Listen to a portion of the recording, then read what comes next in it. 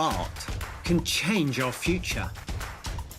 Travel with me, artist John Dyer and artist Joanne Short. Be inspired by endangered environments, plants and animals, and learn about tribal culture. Paint, connect, exhibit and change. It's a last chance to paint. We've just come into the Meru National Park with the Born Free team. This is in this room here. They have this building here where they have their office. Hi there, we've just arrived at our new destination where we're staying. I think it's called the Equator Camp. We're staying in a tent. So we've just arrived in the community group at just outside Meru National Park, and this is a community group that Born Free work with, and they're doing education around human-wildlife conflict, and in particular we're going to be looking at the story of water and how they can share the water from the river, so not too much is taken, so they have enough for their crops, and farmers downriver have enough, and farmers upriver also taught about this, just using it sparingly and effectively, and I'm going to be painting here later.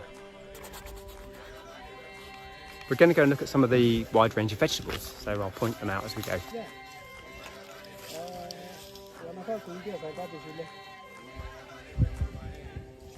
These are lemons.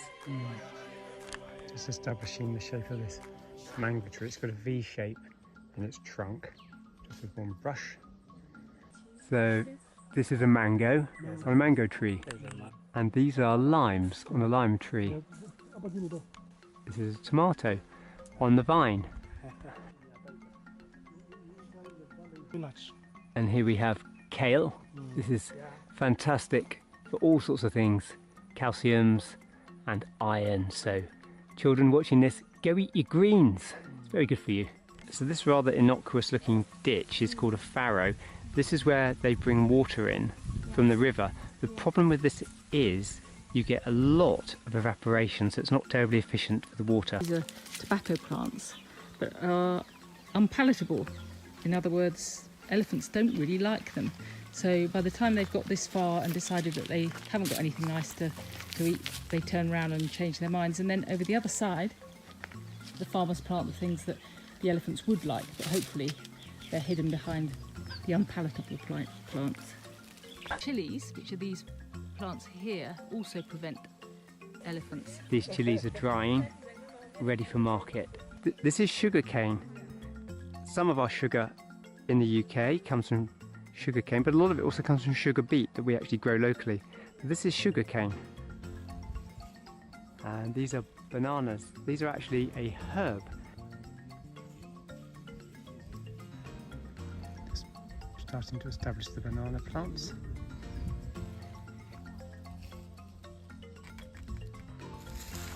If you've ever eaten papaya, this is a papaya tree. Look, it's really tall. It's been given a guava straight off the tree. I've never had it before. It's really citrusy. Look at it inside. So you just bite straight into it. What we're going to do this afternoon is we're going to talk to these people who are struggling, and it would appear that the main problem they have is actually conflict between the wildlife and the people. We are here with a community member who is going to tell us about their lives. So tell us your name and where you're from. My name is Ramishe Kintongai from Kadidine, Pakigate. Okay. And what is the name of your water group? Kanan Irrigation. Kanan Irrigation Water Group. So tell us a bit about your experience with why you formed a water group first of all, and your experience with that water group. Okay, 20 to 30 years ago, here the place was very, very nice and it was quite enjoyable. But a time came when there are some people who intervened by doing afforestation. Then they made our catchment area to dry up. And when it dried up to now, the water is source has gone nothing. So up to date, you can look around. We have no irrigation. We are now suffering of drought, and we are getting no food. So we've come trekking all the way through a patch of land that Born Free has convinced the farmers to rewild, and it's regrown incredibly well. A few mature trees have been put in, and then it's just in 18 months taken over. The idea is the spring emerges in the land we've just walked through, and it cascades over this wall next to me in a huge torrent of water, and by having all the undergrowth we walk through there, it protects the spring so that the water flows through the farmer's land and into the park without evaporating where it's not useful. But look, no water. I should be up to my neck in water here, and there's just this little stagnant puddle of water. We're suffering a severe drought here, and that's affecting everybody. But the idea of rewilding is a fantastic one. When you say people living along the fence, which fence are you talking about? I'm talking about the fence of Meru National Park, whereby we are near our Meru entrance gate, the main entrance gate. Yes. So what have those people done to affect you here? What is it they have done that is making you not have water? You know, our catchment area, there are some 10 years ago, there are some people who took our catchment area. They cut all trees and they made them their samba. So from that time is when we started suffering. So I've just asked the farmers if they see any of these animals and birds, and they've pointed out that lots of them they do. But this one here, the weaver bird, I'm going to put in, the guinea fowl, this snake, the screen snake, lives in the mango trees. I might try and put that in, and maybe this rock python. There's lots of snakes here, so I need to put that this in. one is, And this one too? yeah. Crocodile here? Yes. And, Not here. The No. But this one's here, Yeah. this one's here, Yeah. this one's here, and this one's here.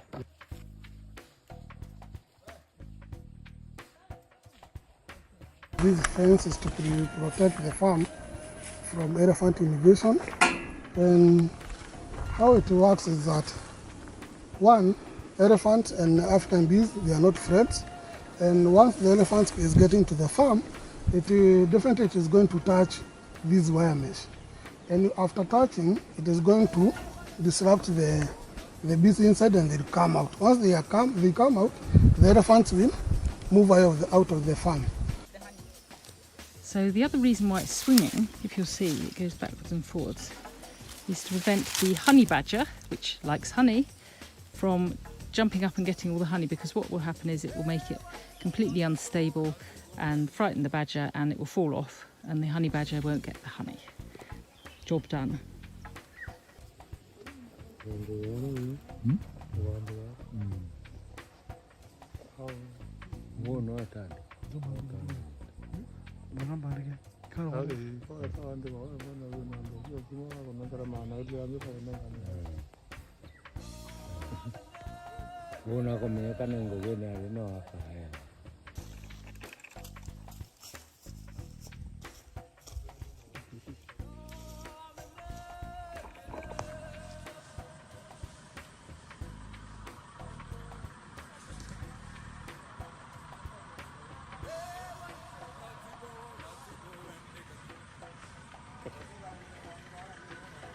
So I finished my painting of this beautiful farm, and these farmers are around me. I've painted their story, the story of water, having enough water to grow their food, to feed their families, and to make an income.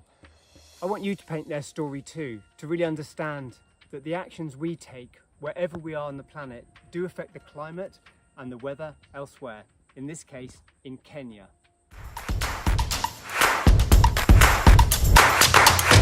I think it's called the Equator Camp. We're just outside the Meru National Park. And look! Oh, I put